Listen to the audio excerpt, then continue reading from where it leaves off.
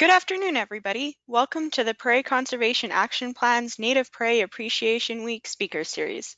My name is Cassandra Schroeder, and I am part of the Society for Range Management Prairie Parkland Chapter Board. Earlier this year, the Prairie Conservation Action Plan and the Society for Range Management Prairie Parkland Chapter were planning a two-day field tour for Native Prairie Appreciation Week. When the pandemic changed our plans, we decided to have the elements of the tour available as webinars, including today's webinar on riparian health assessments. As I mentioned, this week is Native Prairie Appreciation Week, or NPAW. Saskatchewan is the only jurisdiction in North America that proclaims Native Prairie Appreciation Week, which is devoted to raising awareness and appreciation of native grasslands. The Society for Range Management provides leadership for the sound stewardship of rangelands, such as our native grasslands and riparian areas. And our Prairie Parkland chapter is excited to be a part of NPAW 2020. For the rest of this week, we have 3 more webinars planned. This afternoon at 3 will be about mapping native prairie, and then one on Thursday by award-winning author Candace Savage. And Friday will be about prairie plant ID. The Friday webinar is full, so make sure to sign on early if you've registered. There's more information about NPAW and the webinars on PCAP's webpage. In addition to those webinars, there's also a native prairie photo contest on PCAP's Facebook page. If you have a few minutes, please check out the photos and vote for your favorites. There's also a checklist on PCAP's website where you can find more information about experiencing native prairie. Today's webinar about riparian health assessment training will be delivered by Norine Ambrose with Cows and Fish. All of the Native Prairie Appreciation Week speaker series webinars are recorded and will be available later on PCAP's YouTube channel. Just search YouTube for SKPCAP and you should be able to find them. If you have any questions during the presentation, on the left-hand side of the webinar pop-up, there's a place to type in questions and I will moderate questions at the end of the presentation, but feel free to type in your questions during the presentation. There will also be a poll question for you to answer. I would like to thank Cows and Fish for their in-kind support of today's webinar. Now a bit about our presenter. Norine Ambrose has been with Cows and Fish for nearly 21 years. She works with landowners, communities, and natural resource professionals to help them recognize the value of riparian areas and what they can do to maintain these areas as healthy, productive pieces of our landscape. Her work with community leaders, organizations, and agencies emphasizes sharing lessons learned in effective program design and delivery. She combines wetland ecology research with her farm upbringing to help bridge science, management, and education. She believes that those who manage and use the land are critical to ensuring a healthy landscape. And with that, I will pass control to Norine and she can get started. Great, thank you so much. And just a sound check now that we've switched over. You're hearing me good? Yes. Or well? Thank you, everybody, for joining us. And since I can't see you, I'm going to imagine the hordes out there listening rapidly to my presentation. You can see a picture of me on the opening slide. Like many of you, I'm sitting at my desk, and it doesn't quite look like that where I'm currently, but we hope you enjoy today's presentation, and we look forward to the questions at the end. And I'm not going to spend a lot of time talking about what Cows and Fish is, because I think what my intro and bio just described is really a lot about what Cows and Fish is about, and you'll get a sense of some of the other aspects of our work through this webinar.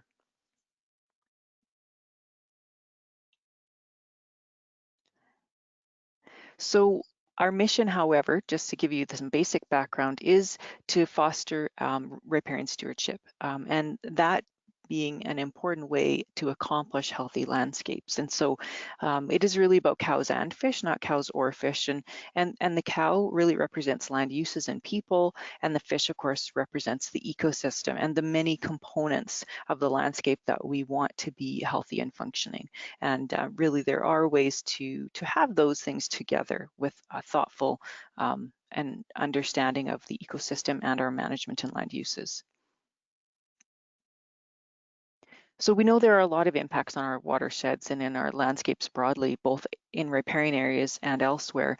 And what we want to understand, I guess, is how do we know if something is negatively affecting our ecosystems, in this case, our riparian areas? So that's going to be a bit about what I talk about today. So the first thing we have to sort of all be on the same page of is, what is a riparian area? It's that interface zone between the aquatic, or the water, and the terrestrial and drier landscape, where water is interacting with the soil and the vegetation, resulting in water-loving plants and hydric soils that are influenced by water processes. It might be the normal or the high water level that's along a stream bank or a floodplain. It's that area where the roots are keeping their feet in the water. Apparently I didn't silence my other phone. My apologies. Um, and one water table view sideways is another one of those views that you can see in this cutout, where you get a sense of, from the water's edge outward, that elevated water table is what results in it being a riparian area, again, because the soils are different and the vegetation is different. It could be a big river with a cottonwood or other diverse forest in the prairie that has, obviously there's a riparian area. It could be a wetland in the parkland or the boreal. But riparian areas in general, a couple of things that are important are that they're messy often. They're not necessarily neat and tidy. They also don't always have visible water. They can be dry at the surface, either sometimes or often. But that extra water that's there, that's more than just the natural precipitation amount, is what makes them riparian. Some of the key principles, I guess, to keep in mind when applying riparian health assessment is to understand that we want to do that because riparian areas are so important.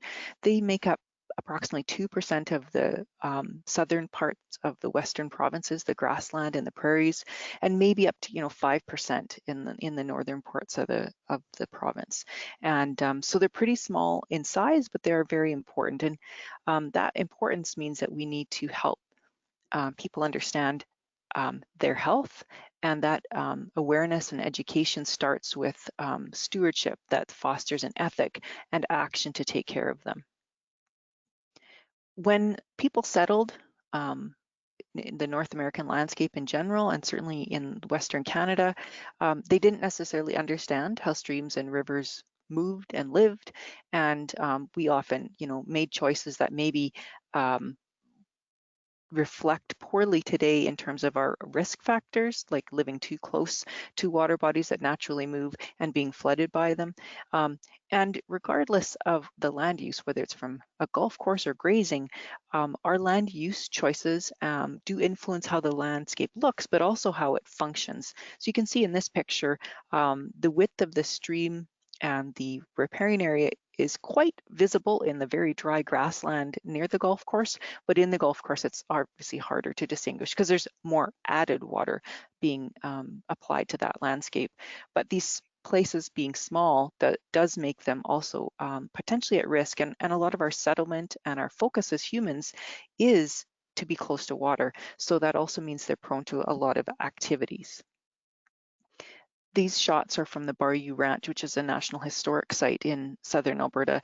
And you can see from the 1947 shot how choked with willows the streams were in that area in comparison to the 1995 shot. And this is really replicated across the Great Plains of North America, this loss of deep binding roots and mostly willows in these shots, but other kinds of species as well, with long-term heavier intensive uses across our landscapes. Some of those pieces have gone missing, and riparian health is one of those ways to identify what is missing versus what is intact. One of those things is what we call deep binding roots, the natural rebar that holds stream banks and floodplains together. It's what slows the water down and traps material or sediment. The good mud, the stuff that's kept out of or captured from the water, and that forms the deep, rich soils that then grow new plants and opportunities for trees and shrubs to get going. Those over time expand and grow and help heal places. This is a situation where you can see the old bank has grown in from to the left considerably over to the channel from a significant healing amount of capturing sediment, regrowing plants, and as it expands, capturing not only runoff and nutrients, but making the channel narrower and deeper as opposed to really wide and shallow.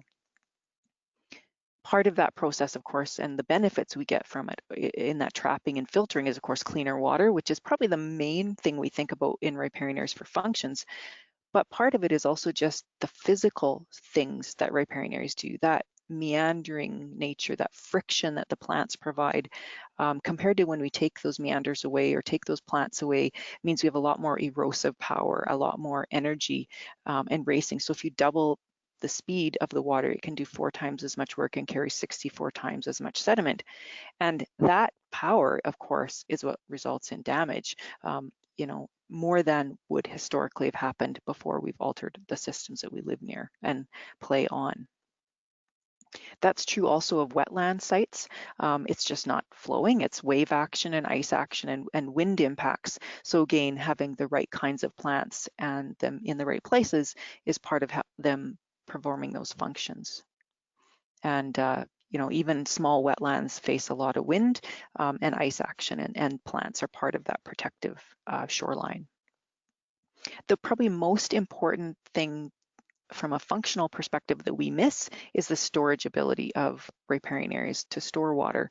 There's a lot of recognition of the importance of storing water, especially as climate changes and more variability and extremes are expected with droughts and unusual timing of receiving our precipitation. So storing it in a healthy riparian area happens more because you slow the water down, not only in overland flooding from the water body, but runoff as well. So you give the water an opportunity to soak in and recharge that shallow groundwater so that it's available for later, in comparison to the picture on the right, where you see the water doesn't have that opportunity to slow down and soak in. And so you don't fill up that shallow aquifer, that shallow bank and floodplain underground with the water as much as you would if it had that opportunity. So kind of like a bank account, theoretically, at least if you put money in, there should be interest and stuff to withdraw later. If you don't ever put it in, there's definitely nothing to withdraw later. And of course, storage of water is very valuable, not only on site, but downstream. You think about in the prairies, many of our big rivers, of course, start off in the mountains. But how do they flow year round? How do they flow all the way to the Hudson's Bay?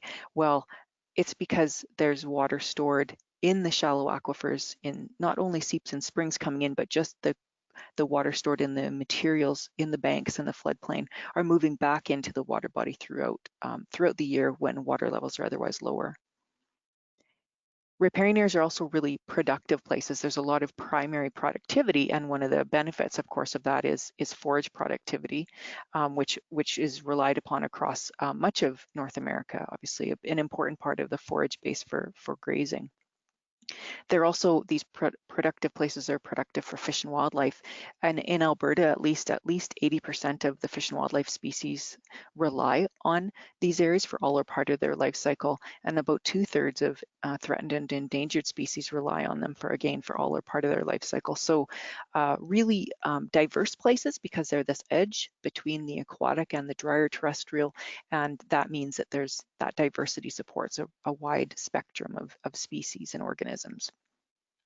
So those functions that I've talked about are what we're trying to capture an understanding of when we do a riparian health assessment. Riparian health assessment can't readily say, well, how much material did we trap and store? How much water did we recharge into the aquifer? Or how much cleaner is the water? Those are complicated and involved questions, but the riparian health assessment is a way at getting at the functions with something simpler that we can understand and do relatively simply and cost effectively with a bit of training and eye tuning, and acts as a surrogate to say, well, if these metrics are present, we can make the leap to these functions are also present. So I just wanted to provide a bit of background. Cows and Fish is based in Alberta, but we do occasional work in other places. And the riparian health sort of journey started in 1989, and particularly in 1998, we began to work with folks from the Montana Riparian and Wetland Research Program, which was at the University of Montana. And Paul Hansen and Bill Thompson were there at that time, and they had developed this protocol, which we ran across, and in comparing it to many other protocols, decided it seemed like it had the best fit of something that was scientifically based, as well as could be understood readily by people in a wide spectrum of disciplines, both from the sciences, but also in the public and the landowner and ranching and farming realm. And so that led us, along with Saskatchewan folks at that time, to go down and learn more about it. And we began implementing riparian health assessment in 1998.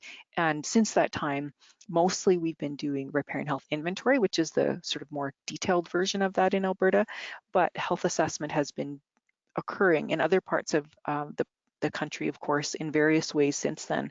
Both Saskatchewan and Manitoba have their own riparian health assessment field books based off of our original books. BC has incorporated the same components into their environmental farm plan and are actually looking at developing a more involved riparian health inventory process. So, and some of the maritime provinces also have incorporated aspects of it into their into various aspects of their Alberta beef or agriculture processes in environmental farm planning.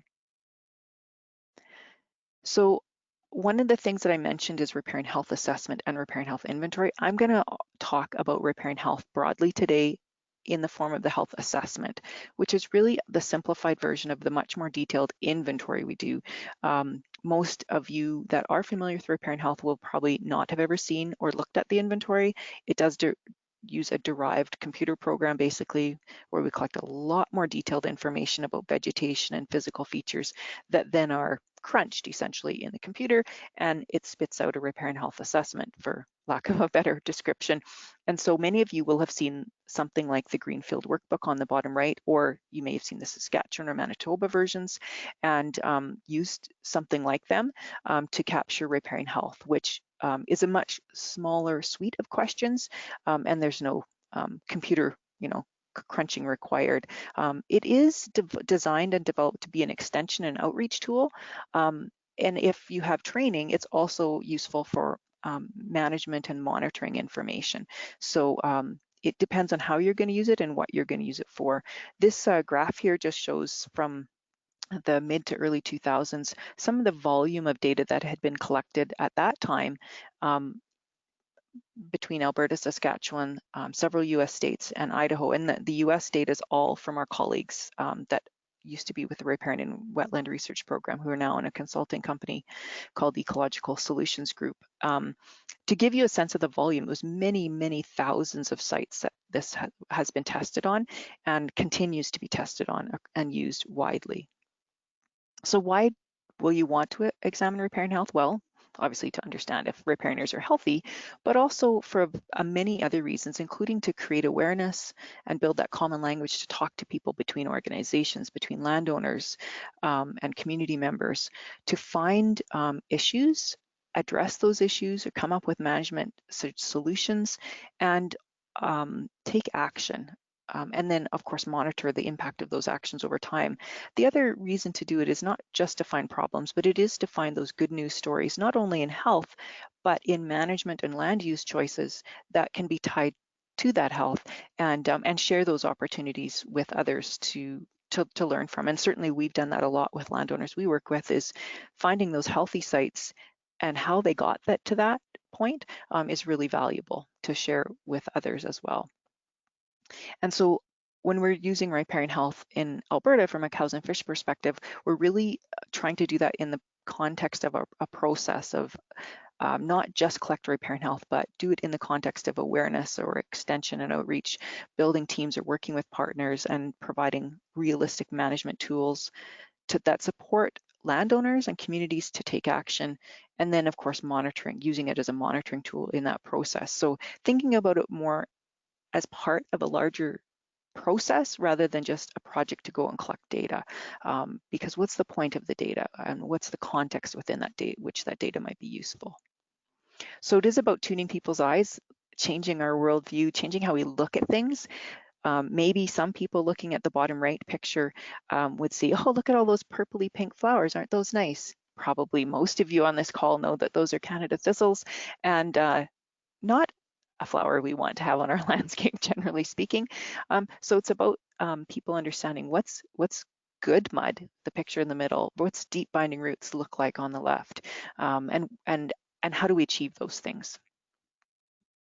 In Alberta, we do a provincial roll-up every year of when we add new data to our data set, and this graph you can see has just almost 2,900. We've done over 3,000. The 2019 data we're still incorporating, but you can see that about half of the sites that we've looked at are in the healthy but with problems category, the kind of yellowy portion of the pie, and between 25 and 30% are in the healthy, the green hashed, and less than a quarter are in the unhealthy. And this includes all the revisits we've done, which is many hundreds now. And so we keep revisiting sites where we have that opportunity, as well as adding new sites to this provincial pie. And so you can see there's lots of room for improvement, although the pie has been getting better in the sense that more healthy proportionate to unhealthy, there's still lots of room for improvement.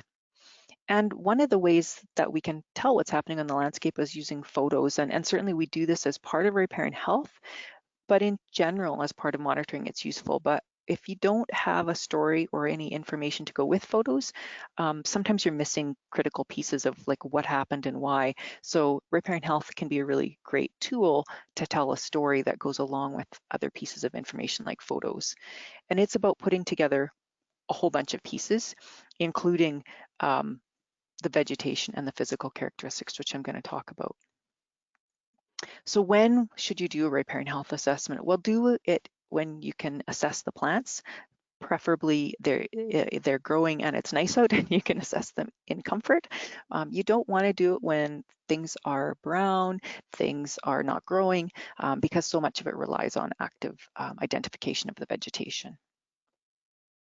And the riparian health assessment is not a plot-based or transect-based process. It's based on a site or a polygon, I want to say a random, an area that is defined by the boundaries you pick, and I'll talk about that in a minute. But it's not like some other kinds of range science or botanical science where you count things on a transect or count things in a small plot. It's based on an overall area. So I'll talk a bit more about that. The first thing, of course, is to figure out where the riparian areas that you're interested in and its boundaries. In the prairies or in the dry parts of the foothills, in August, it's often really easy to identify. It's the place that's still green, but this is not obvious always when it's wetter, and certainly not in other parts of Western or other parts of North America when it's green all the time. So you do have to look for clues on topographic changes, the right kinds of plant communities you'd expect due to the soil, all of those kinds of features. So it does take some practice. The other thing you want to look at if you're doing a stream or a river is to ideally do 2 meander cycles. That means you're trying to get some of the outside and the inside bends of a stream or a river, because different things are happening. On the inside of corners, on the lobes, you see deposition. On the outside, you see cutting. So you want to have a combination of those. And if you're on a lake or a wetland, you generally want to have at least 200 meters. And again, you might want to consider, am I at the windward side, or am I in a bay or a point? But the most important thing in terms of how much you select is also not crossing management units, because you're going to use the information, hopefully, for monitoring or management decision making, and you don't want to lump different kinds of management in the same riparian health site, because then it's not that easy to provide advice or monitor change. And you might choose to do sites that are representative of a larger area, or hotspots or areas of concern, or where you're going to try something out. And those, I would say, generally can be linked to management. If you're doing something that's more random and just picking places, that might be an option as well. Although, again, why are you picking it? Why are you randomly selecting them, perhaps across a whole stream length or across a whole watershed? The other challenge with figuring out where's the edge of a riparian area is in modified landscapes, particularly with grasses that live in the riparian area and beyond the riparian area. It can be really tricky to see where that edge is. So, sometimes people say, well, I can use where it floods to, and sometimes you can, but if it's a 1 in 100 year or 1 in 200 year flood, that's not really necessarily the best indicator, that line. You want to look at where's the water influencing the soil and the vegetation. So every site will be different. And it's also important to know that, sometimes riparian areas from one water body can run into another, and streams and rivers do move, and you have old oxbows. And so defining the riparian area that you're interested in means sometimes, cutting a chunk of the interested piece of the land into a manageable sized unit that you can look at as well. Most of our riparian health sites are on average a quarter section in rural landscapes, which means they're about 1 kilometer long if they're along a stream or a river.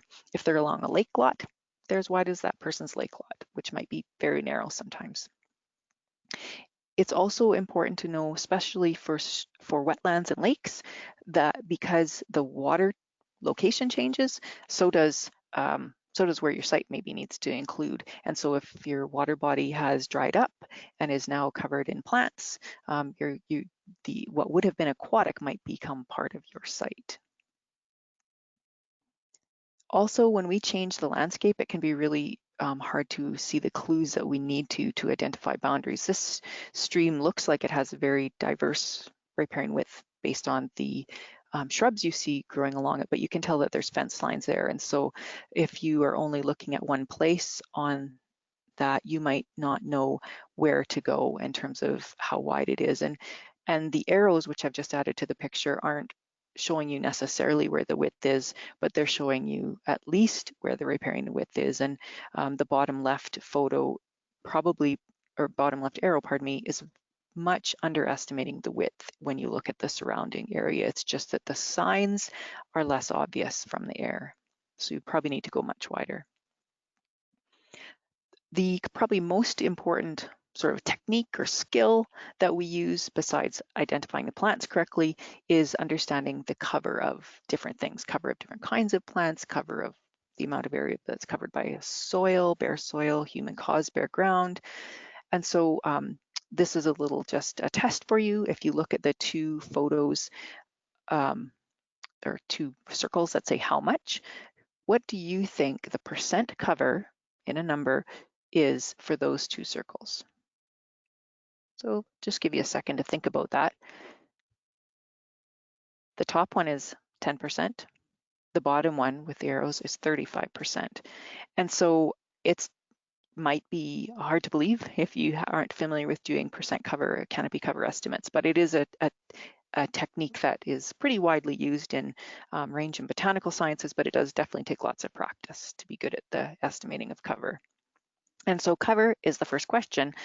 What's the vegetation cover of the site you've picked? Wherever that site might be, you need to understand how much is covered by plants. And again, always think about, I'm asking this question because it relates to function. And that's that in this case, vegetative cover filters and traps sediment. It resists erosion. It provides habitat and primary productivity, all of those kinds of things. So the slides that cover each of the parameter questions are going to be set up the same. A title at the top, a score maximum at the top right, which in this case is scored out of 6.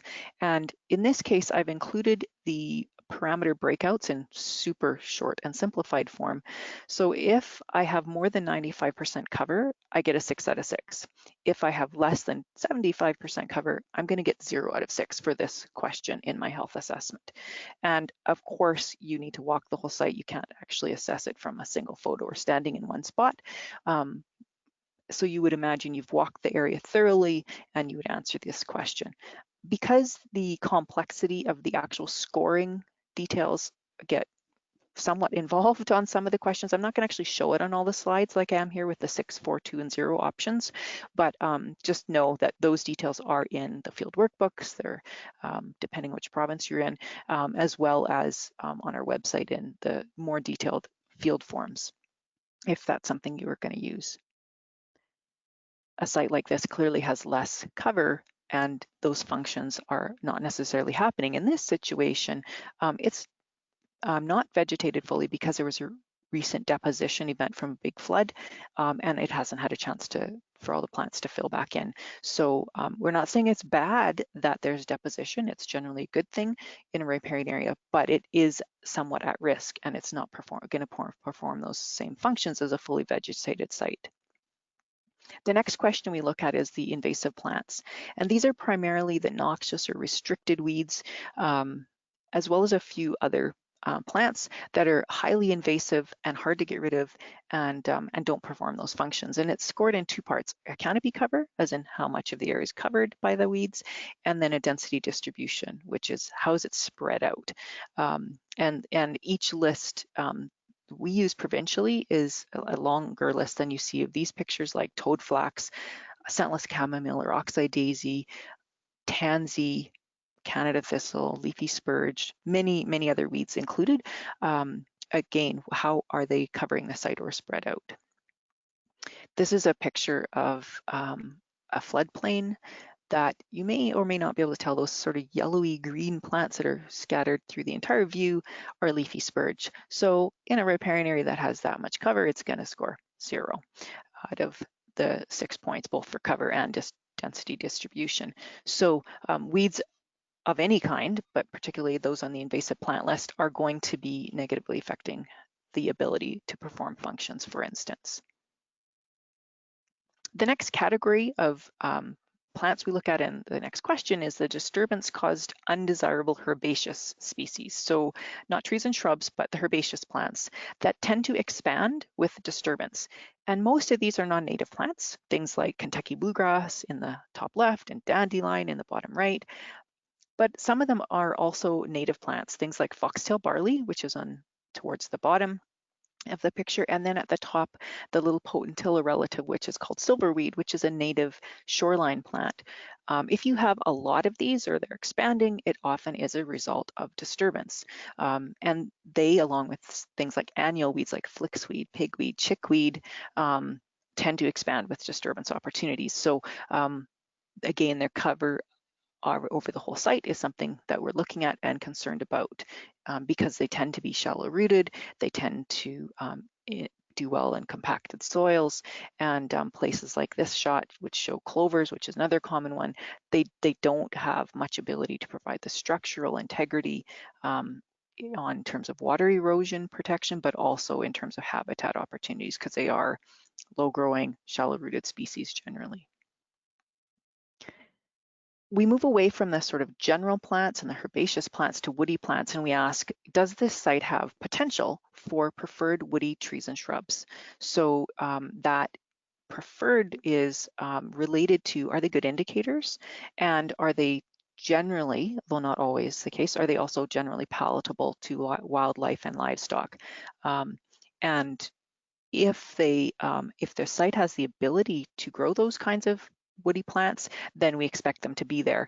A site that's highly saline or alkaline, such as the bottom right picture, we might not expect it to support trees and shrubs close to the water body because of the soil chemistry conditions, but most riparian areas do support some trees and shrubs in this sort of preferred category. And often they're missing, especially with long-term disturbance and long-term grazing impacts, they can go missing.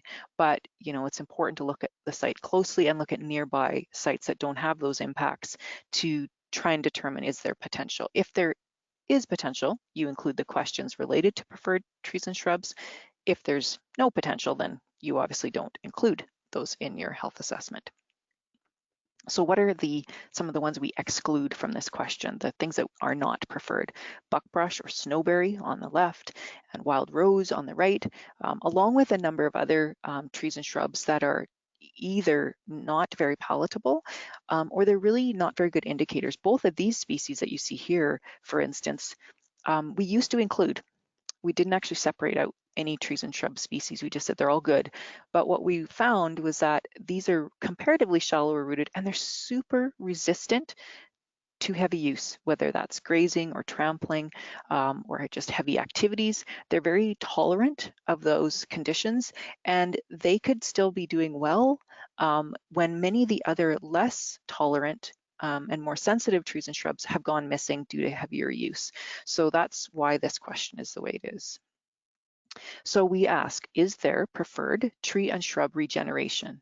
Are there seedlings and saplings, and are there enough of them at the site?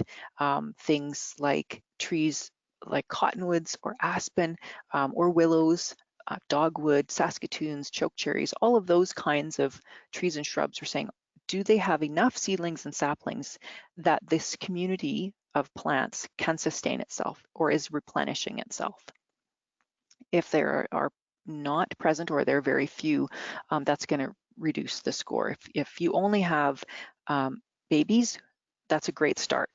You have lots of opportunity for the future. But if you only have old mature trees like this shot, you don't have a lot of opportunity for the future in the tree and shrub community. This is a cottonwood forest that's next to a river site. They're not actually all dead. It's just a seasonal shot without any leaves left. But when they all die or hit maturity, these trees and shrubs, there's no shrubs and there's no baby trees. So not a very healthy forest if this is all you had.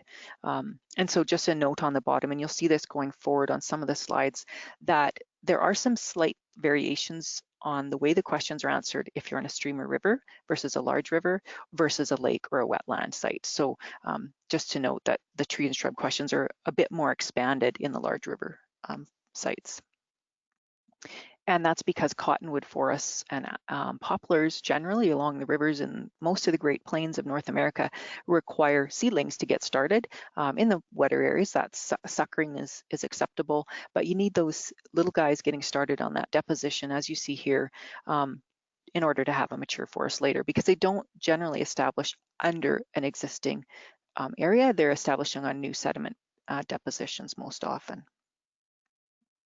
The next question we ask about preferred trees and shrubs is about browse, utilization. So whether it's from wildlife like deer or moose, or if it's from cows or goats or horses or sheep, what's the browse on the tree and shrub community? Again, the preferred group, ignoring the buckbrush or snowberry and the rose and similar species. And we're not concerned about any, we're concerned about too much. And so when you start to see willows that are mostly mushroom shaped or umbrella shaped, like the bottom right picture, that suggests that there's been a lot of heavy use long term. When things look flat topped, they've been heavily used, such as the top picture on the left. And we're concerned about not current season use, but it's the accumulation of many years use into the wood. So the nips on the fresh growth from a current year is not really going to negatively affect the plant, but it's when there's a lot of use into the woody stems and that accumulates over time, of course. If that's a high percentage of all available stems, that starts to affect the health and vigor of the plants. So you might say, well, do I care if it's livestock or wildlife, or how am I going to tell them apart? I would say generally you can't tell them apart. You might know, obviously, if there's no livestock, you clearly know it's not them. But in a situation, in many rural situations, you know, there's probably deer, there's moose, and there's cows or horses or whatever it might be. The most important thing is to understand what's the impact on the shrub. You, as a landowner or land manager, may have different control or management options. You maybe can't control random wildlife, but you can control livestock. And again, factoring them together in your management is important. If the wildlife use is very heavy and you can't control or manage the wildlife, then you still need to factor that into the use of the site, even if you don't have control over it. And that's true of weeds. You don't necessarily cause the weeds to show up in some places because the broader landscape has weeds in it. You still have to deal with the management challenges that it poses. The next question we look at is there tree and shrub removal other than browse? And we used to lump this together with browse, but a number of years ago decided it needed to be sort of separated out. And so this includes beavers as well as human cuttings or human removal, whether it's clearing, you know, for land clearing or opening up, such as the lakefront view you see in the top right picture. Again, this isn't about any being a problem, it's about what's the proportion. Has there been an opportunity for regrowth or not? And again, have we affected the long-term health of these trees and shrubs, or are we allowing them to regrow? And this is a really maybe a complex question sometimes, particularly related to beavers. We're not saying beavers are bad, but if they have removed all the trees and shrubs in a particular location, that system or that site becomes at risk for erosion and the functions we've talked about. But if they have time to come back, which they generally do, because beavers tend to move in and out of areas. Again, it's just recognizing we're at one point in time when we do an assessment, and we're also trying to look at not only individual sites, but kind of on the whole, what is a whole stream or a whole watershed doing in terms of where is it at for riparian health. So small amounts of virtually all of the issues that I've talked about in the questions aren't going to affect the score. It's when you start to see a lot of those impacts of any of these questions I've talked about that it becomes more of a concern. And that's true for the next question, dead and decadent. So dead is pretty straightforward. You have dead trees and shrubs. Decadent being that basically a third, 30% of the canopy of a tree or a shrub is dead. That means that plant is decadent or dying. And that can happen due to flooding, due to drought, long-term periods of drought, obviously. It can happen due to weed spray. It can happen, we see sometimes along roadside ditches and power line maintenance, again, where it's spray drift into riparian areas. It can happen due to things like heavy utilization, compacted soils, just making it hard for the plants to survive. And again, you're just like the seedlings and saplings, you're saying, does this community of trees and shrubs have the right components? And if a lot of it's dead or dying, there's potentially cause for concern. And this is only assessed on flowing systems, so streams and rivers. A question we only assess on lentic or non-flowing systems, so lakes and wetlands, is have we altered the vegetation? We as people. And in this golf course situation, some of the cattails are still intact, but most of the willows and whatever the native grass-like plants would have been behind those cattails in place of the lawn grass is clearly replaced with non-native short vegetation. And so we're trying to understand, do we have the right stuff or have we lost that, or has it been replaced with something else? Again, to perform those functions. Whoops, pardon me. Compared to this shot around a lakeshore, we've got an example right in the center of the image with lots of diverse native vegetation. That's what naturally would have been there. And then a variety of impacts or losses to vegetation if you look up or down the shore. In some spots partially replaced with other things, or the understory missing, but the main trees still remaining. So trying to understand, do we have most of what's the site would have started with, or have we replaced it with something else? Because we asked that question in lakes and wetlands, we don't ask this question. We only ask deep binding roots of the amount of deep binding roots on streams and rivers. And so this is more about physical integrity of the stream bank, and have we got the right stuff, that natural rebar to hold the system together.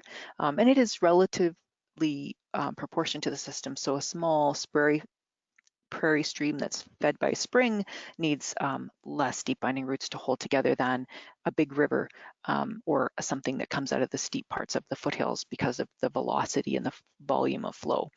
But if we start to see migrating sod clumps, as we call them, with the Canada thistle in the sort of right picture, or peeling sod in the very bottom picture, you can see there's not a lot of deep binding roots there compared to the picture on the left, where we've got lots of trees and shrubs, and we've got deep rooted material to hold the system together.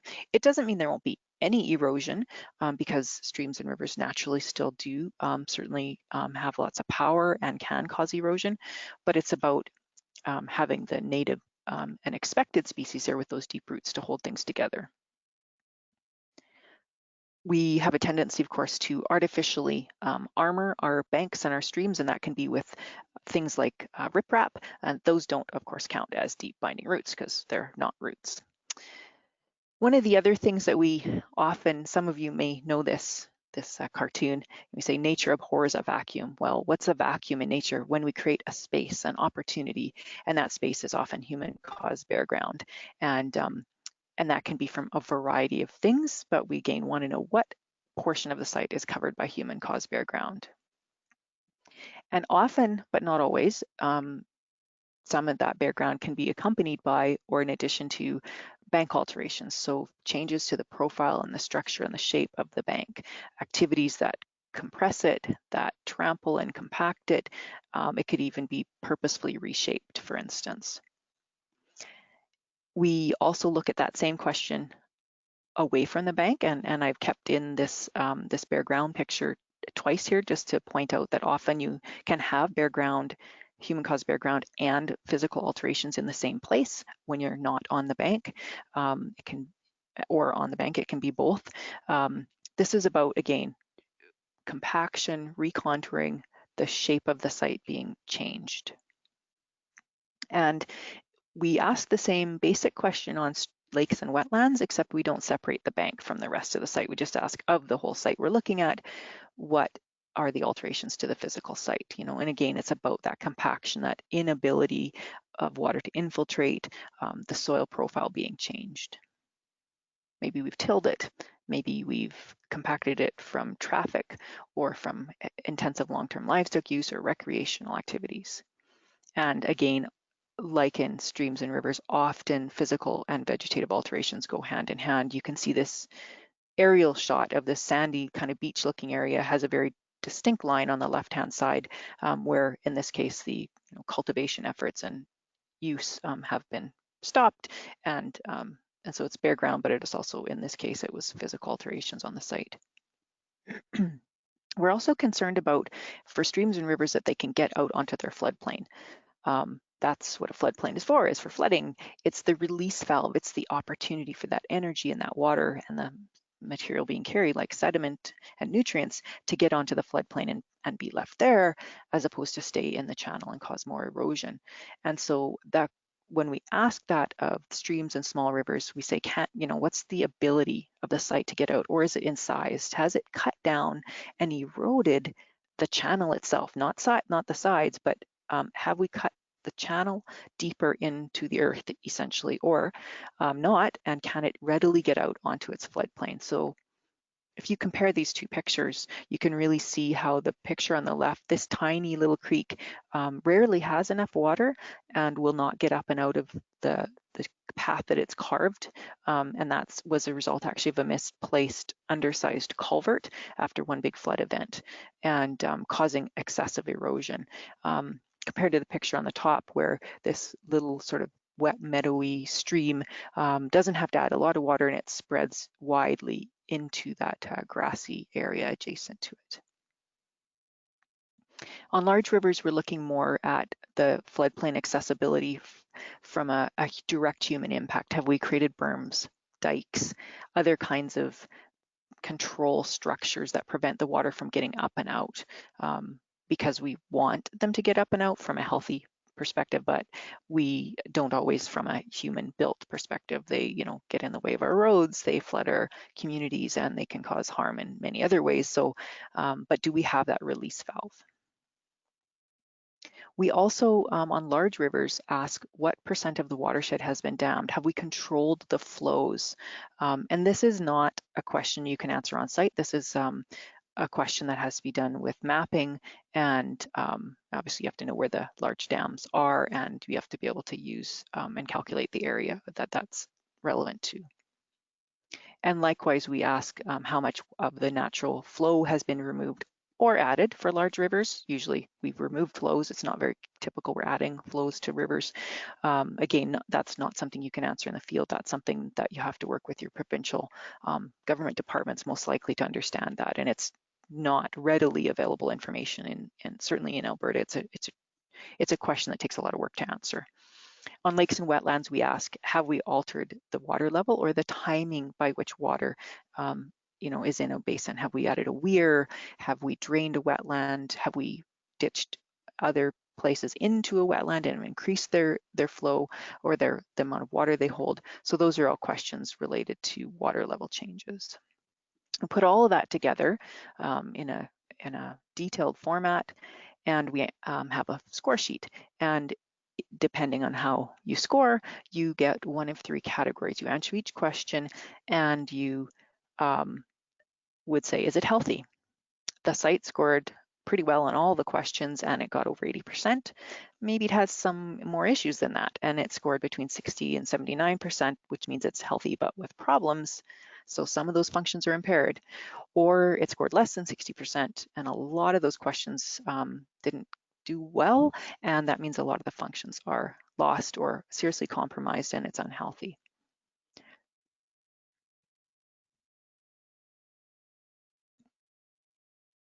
So why do we care about riparian health? Well, we care about ecosystem health and we're concerned and interested. We also know that other things relate to riparian health. If you look at this graph on the right-hand side, the sport fish, the red bar is the unhealthy sites and the healthy bar is the bright green one. Healthier riparian areas have more sport fish. So that's your pike and your walleye and your trout. So that means that healthy ecosystems do support fish. This metric has a relationship to some of the other functions we've talked about. We know from other research we've done that healthier sites have more trees and shrubs, more tall grasses and tall shrubs, more bird diversity, more abundance of birds. And so these relate to some of the other features we know are true. And these reports, by the way, are on our website on our technical report series if you want more information. But we know that they have relationships to other things. We know that healthy riparian areas in general are going to provide more clean water. They're going to be more productive and provide more forage. We also know that this metric is useful in helping people. So we do program evaluation, and this is just a graph from one of those evaluations, and we asked people what was useful or most useful in helping you make a management practice change. And you can see near the top that participating in riparian health or other field days and receiving a riparian or range health report were some of the most useful items in helping people make practice change decisions. So they're also a tool to motivate and help support change. And when we asked people what motivated you to make the change, not just what was the thing that helped you, it was a sense of responsibility to manage the area for health and a greater awareness of impacts of management on riparian health were the top two things that motivated people. So helping them understand what health is and the current health that they are part of in a site can be very helpful in motivating change as well. And again, this is these reports are on our website.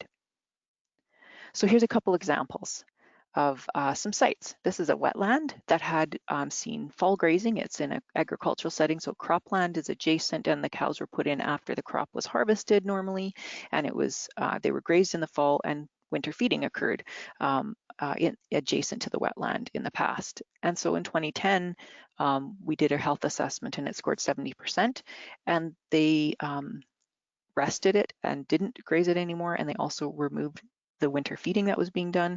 And by 2015, it was healthy. It had actually improved remarkably in a short number of years. Another site with a much longer trajectory started out not very healthy. 30% was the first assessment we did. These are based on riparian health inventory from the much more detailed version, but it rolls up into the same kind of score. They reduced their winter use, basically. They were grazing late season, and they also reduced the number of head that were grazing. It is still a grazed site through all of these pictures, but you can see after 11 years, it went from 30% to 82% and is now at that time healthy. So the one thing this points out too is if you're going to use riparian health to monitor something, you have to have a mechanism of resources to go back and also to track it and keep track of it. For those of you working for organizations and agencies, it's something to really think about what's the process by which you're going to track your information. For landowners, it's pretty easy because you can keep track of it yourself, hopefully in your own notebook or your own files. But it is something to think about, our ability to monitor change. This is another example, same system as the previous one, a few miles apart. They actually instituted full rest for a number of years and then went to a riparian pasture by 2011. But you can see it didn't actually change as much. It didn't start as unhealthy, but it did sort of plateau. And yet still 73% is pretty good. It's in the middle to the higher range of healthy but with problems. And some issues like weeds, for instance, can be extremely problematic to address. And I'm sure all of you understand across the landscape that weeds continue to be an ongoing battle in landscape management, for instance. The other thing to think about is that we want to improve riparian health, not just on a tiny postage stamp. We want to look at landscape health much more broadly. We don't want to say we want a healthy area on one side of the fence, or healthier. In the case of this picture, it's not healthy on either side, but we don't want to just sort of say, well, we'll make one piece of landscape better and leave the others. Now let's make them all healthy and manage them all in a way that, regardless of which side the fence they're on, that they're productive, healthy ecosystems. And that can be through off-site watering in livestock settings, that in an unfenced riparian area that's below this water, just a tiny little creek, it's unfenced. It can be looking at the timing of grazing in a wetland, as this site was, grazing it only when the ground was frozen. And it can be hard, but it can also be rewarding. Maybe not as easy as 30, days, $30 magic, but it definitely can help us with our management and our goals. And it's really about giving those opportunities for choice and variety and kind of understanding what are those choices? What are those issues or challenges? And what are the good things I've got that I want to keep? A lot of riparian areas we look at have lots of great things going for them already that you want to continue to have. And so with management and thoughtful land use choices, we can do that as well. So we're going to move on to questions, but I have to do the usual. Thank all of our funding support, of course, one of which is the Canadian Agricultural Partnership and our funding from Alberta beef producers for this presentation, and our overall members and supporters that make up our board. I want to thank all of them for their ongoing support as well. And here's my contact information. And I'm happy to be reached out to at the moment on my cell phone primarily, because I'm not in my office all that much. You can also email and check out our website for contacts across Alberta. We have staff in various other locations, of course, as well. So I'm going to turn it over to Cassandra or Carolyn, who's going to pull out a few questions for us. Thank you so much, Norine. We do have a few minutes for questions, so you can enter those into the question box if you have questions. Norine, for the riparian health assessments, is there considerations for like your ecoregion and your soil type, or any type of wetland classification that you would do prior to doing riparian health assessments? Yeah, that's a good question, which we often get. What we have tried to do for the most part is the questions are consistent regardless of where you are, except for those that I already talked about, like the question about, do you have the potential for preferred trees and shrubs? If you don't have that potential, then you don't answer those questions. We, often get asked, well, for instance, a saline or an alkali wetland would naturally have lots of bare ground, for instance, maybe. And while that is true to some degree, it's still also going to be more susceptible to erosion, or it's going to be more at risk of impacts or weed invasion and things like that. So with the exception of the ones I already talked about and the different questions for different kinds of water bodies, the questions are the same. In the riparian health inventory, we do actually have an additional component, which is the plant communities and habitat types. It doesn't affect the health score, but it helps you understand better the type of site that you're on and sort of the potential that that site can reach from a vegetative community, and which is related to the soils, obviously, as well. So it doesn't affect the score, but it helps you be more descriptive of the site. Great, thank you, Norine. Our next question, when doing the canopy cover assessment, do you include all types of vegetation or exclude, for example, invasive and unwanted species? Yeah, so that's a really good question. So each question has a lot more details than I showed you, but the vegetative cover question, which is the very first question, it looks at all vegetation, regardless of type. And the next questions, the invasive cover questions, of course, look at only the invasive cover, and the disturbance question only looks at the disturbance species plants. And the reason for that is that the first question, for instance, which looks at all vegetation, says that all vegetation is performing some function, even though not as good as other things. That's why there are multiple questions that ask things in different ways. For instance, it might be fully vegetated, which is better than bare, but it doesn't have deep binding roots, or it's got a lot of disturbance plants or invasives, which will come up in the other questions. Okay. Our next comment is excellent job. Thank you, Norine. I appreciated your comment about how we track and monitor change over time for a site. How is cows and fish tracking changes in the riparian health score for a site? Yeah, so we have a very large database that was built specifically to use with the riparian health inventory data. So I mentioned that we do the more detailed inventory version of this, and it's crunched and then turned into a health assessment. So it has like, we record every species, we record every shrub, at the age class of every shrub, the utilization on every shrub species, lots more detail. And so that includes a very detailed protocol for all of our photo cataloging, waypoints, the GPS locations, all of that kind of stuff. So it's been a very important work in progress, and it continues to be as we evolve, but it's a huge database, which we were very fortunate to get from our colleagues in Montana at the beginning. They have graciously shared it with us basically at the beginning. We continue to work with them. We own our database, but it really is built from theirs. And so yeah, it's a significant investment that you have to maintain long term for sure. Thank you, Noreen. I'm not seeing any more. Oh, here we do have one more question. Vegetation successional changes could be affected by flow regime alterations, including by regulatory structures as well as climate change. How do you include these factors in your assessment inventories? Yeah, so when we do the riparian health inventory, like I said, we do part of that is a sketch map, as well as we actually break out the site into multiple plant community types basically, and map them out and sketch them out. So you have, maybe you have a cottonwood community in one area and you have a willow sedge community in another area, let's say. And so that's one way, as well as the plant species list. When you do the more detailed version, the inventory tells you that. And helps you sort of see those changes. The other way I would say that you see that is in the questions themselves. So if you're on a large river, you actually are recording the changes to flows and the damming on that system.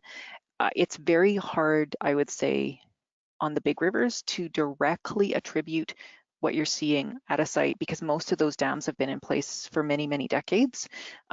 It's more the bigger research that's been done on some of the cottonwood forests in the big rivers in the Great Plains, both in Alberta and Montana and other places, that tells us that's why those seedlings and saplings, say, have gone missing, because the flows aren't there or the flooding isn't there. In Alberta, there's been a concerted effort by the province to what's called ramp flows, to mimic natural flows, to allow flood events adequate to get seedlings growing on cottonwood forests again. In the last 15 years, there's been a major change, but it is very tricky to make direct linkages at an individual site level to those kinds of things, I would say, and that's where kind of knowing what's happening at the larger scale is pretty helpful. Thank you. Hopefully that answers the question. The next question is, what types of measures do you use to calibrate the health assessment scores? Yeah, so we do a lot of staff training. Obviously, we do lots of extensions. So we do field days with landowners and organizations and agencies. And most of those are for, I'll say, for awareness purposes. They're not meant to make you a detailed data collector. With our staff, we spend, and sometimes we do specialized training on riparian health with other agencies and organizations in conservation and agriculture. We basically do lots of small scale plots, and we get bigger and bigger, and we practice cover estimates. We use obviously things like Daubenmeier frames to practice, or equivalents.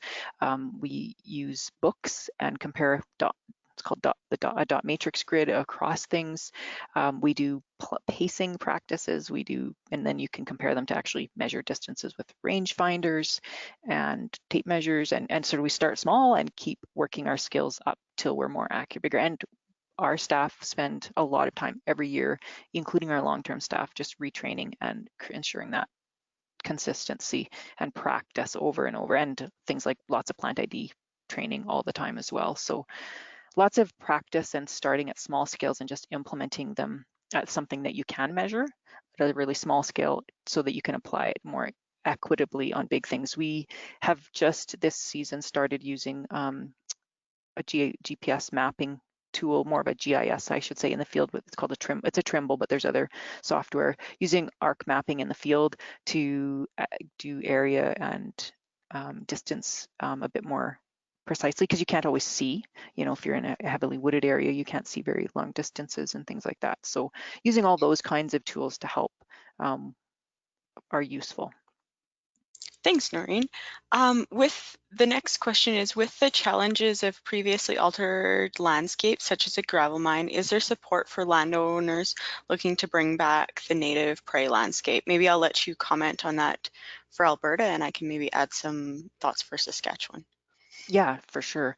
For sure in Alberta and across Canada, there's cost share program right now with the CAP program, Environmental Stewardship for Agricultural Producers. I don't really know how it would be treated in terms of, say, a gravel pit situation that's on a private land, because normally in Alberta, gravel pit extraction has a protocol and a restoration process that the gravel pit operators were required to follow once they're done with it. So I'm not sure how it would work if it's somehow on agricultural land and wasn't, or it was maybe a private pit or something.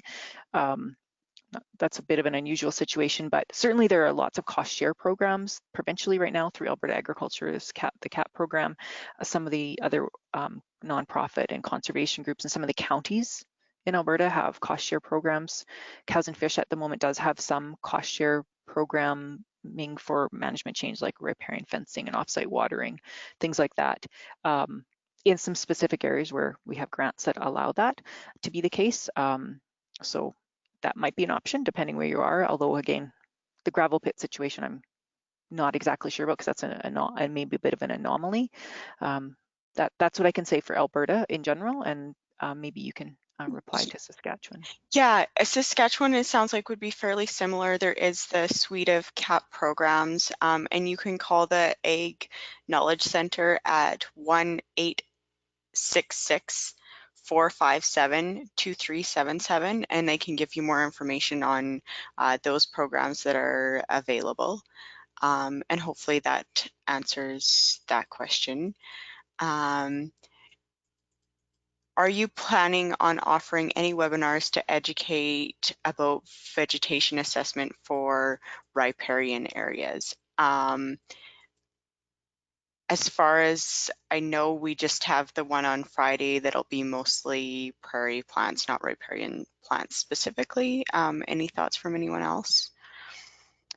Yeah, so I didn't point it out in my presentation, but we do, for those that are interested, it's not an online course, but the Riparian Plants of Alberta, which basically all the same plants are true in Saskatchewan, many of them in Manitoba, and lots of them in southern BC and northern BC, is a helpful tool. It's free. It's on our website. If you order less than 5 copies, it's free. And it's also digitally available. So that's a helpful tool for some of the really common widespread species that fit into all the categories I talked about.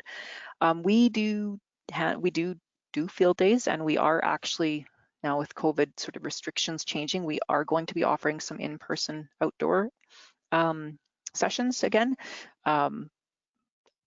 Dates TBA, not determined yet mostly, but so we do that as part of our riparian health assessment field days always, because if you can't identify the important plants that are going to affect things, and you can't do a health assessment effectively. So, and I would just say that many of the sort of the botanical groups like the Devonian Gardens, the Alberta Native Plant Council, and I'm sure something equivalent in the other provinces, do sometimes hold plant ID training days as well, like for interested folks. So plant identification is really important to understanding our ecosystems, including riparian areas. So definitely a good option to beef up your plant ID skills if you don't already have good plant identification.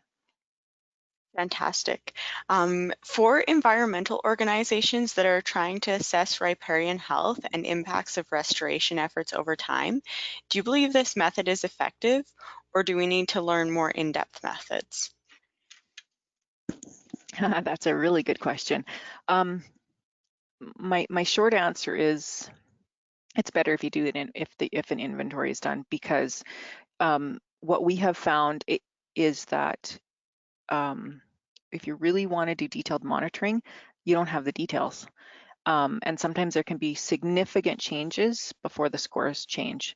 For instance, the veg cover question, that's, if you have less than 75% cover, you get 0. What if you had 20% veg cover of a vegetation cover on a site? Like that's very, very little cover, obviously.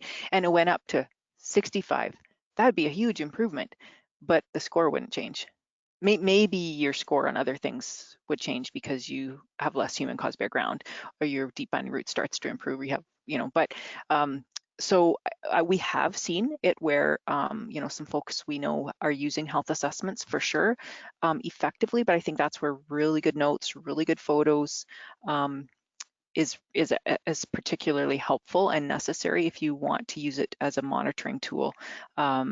And a lot of folks use the field workbook and just assume that that's all the information you need, which is pretty minimal. Like it fits on half of a piece of paper. It's pretty small. That's great for if it's just your own place and you're doing it for your own interest. But if you're trying to monitor a project, you need to gather more information. And I actually didn't give you except a general picture of it. But if you want to do monitoring with riparian health assessment, I would encourage you not to use the field workbook version, but use the actual field forms and manual, which are on our website. It's the same. It affects the health the same, or the questions are the same, but it has all kinds of things like where's the location, what's the management, what's the landowner, all the other pieces that you would want to go with the health score questions, so that when you go back in the future, you have those pieces. So the more detailed that's gathered, the better it is for sure. Thank you, Norine. That looks like all the questions that we have today. So thanks again so much for taking time to give this presentation today, Norine. And I hope you and the attendees enjoyed this riparian health training session. It's not quite the same as being out on a field day and actually Yes. doing the assessments, but hope you all enjoyed it nonetheless. I'd also like to mention the in-kind support for this project from Cows and Fish and from the Society for Range Management Prairie Parkland chapter.